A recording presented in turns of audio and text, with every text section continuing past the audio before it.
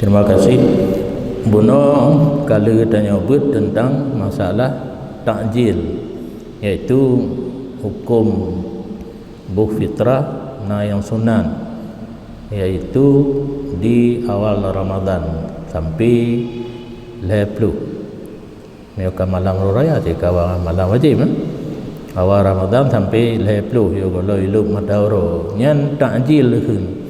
Bak kitab yang kita nyebut hanya nyan kitab ringkas na yang panjang lom na tulis hidih syarat mumada ada yang kita nyo takjil yang kata buh bak malam 27 baru mumada kerja ke fitrah pertama kita nyo yang buh muaddi benar bak malam urus raya di tempat tabuh rojih.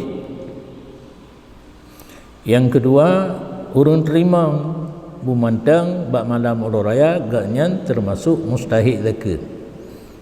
Salah satu hana memada ke zakat atau yang kata takjil dia tak cok pulang menyebut tembi. Yang keji ino menyata takjil payah tak pegat syarat ngantau yang tabuh zakat. Buh tabuh langsung kepada mustahik, buh tabuh bak imum. Nyo zakat fitrah takjil menyohana syarat untuk pulang. Jadi payah tulis oleh tengku imum ini takjil, tidak ada syarat ambil pulang. Dek pun apa men ada lain. Nyo dua buah syarat nyo kan. Urang buh bumantang bak tempat set bak malam raya urang terima bumantang berhak untuk terima zakat kan.